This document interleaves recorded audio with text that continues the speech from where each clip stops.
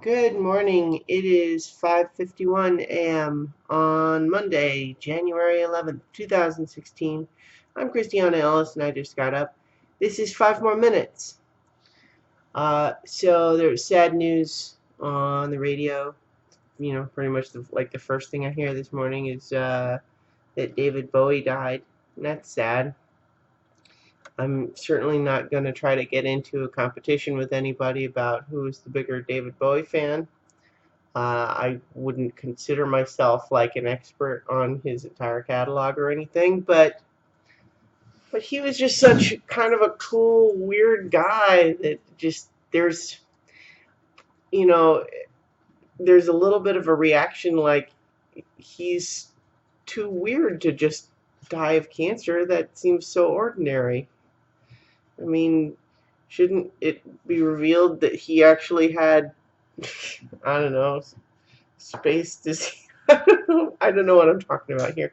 The point is just that he's he was just always this guy who was doing interesting, strange things, and I really liked a lot of them. I mean, I think about even aside from his music, there's you know, Jareth the Goblin King in Labyrinth. Um, he played Nikola Tesla in The Prestige. I mean, I don't know. He's one of those artists that kind of seems to always be around somewhere in a lot of the things that I enjoy. Like, he wasn't technically involved personally in the Venture Brothers, but certainly David Bowie is a relevant character there in the sense that there's a lot of uh, fan enthusiasm from the creators, and they work it into the show a bunch. This is very disorganized. Um,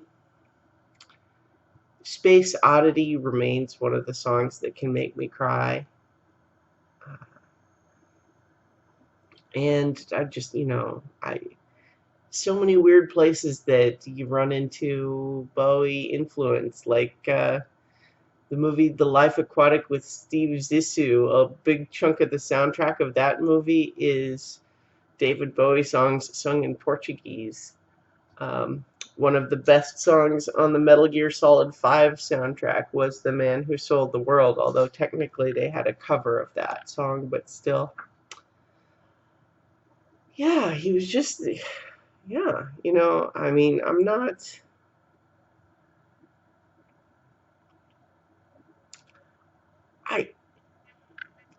I, I feel reluctant to try to oversell the impact. Um, well, I should be reluctant to oversell it. I guess what I mean is I'm wary of coming across like I'm trying to say that somehow I was this super fan and that I'm devastated as a result, because I don't want to, I don't want to be like a poser about it or anything like that. But I was a fan, sure, and I have a couple of his albums on my iPod, and he's one of those guys where when his songs come up, I don't skip past them, and and he had just put out a new album. I haven't heard that one yet, but this was such sudden news. It's kind of, you know, cancer sucks. Hmm. But yeah, so I think this is kind of inspired me to check out his new album. Feel like maybe watch the Man Who Fell to Earth tonight or something like that.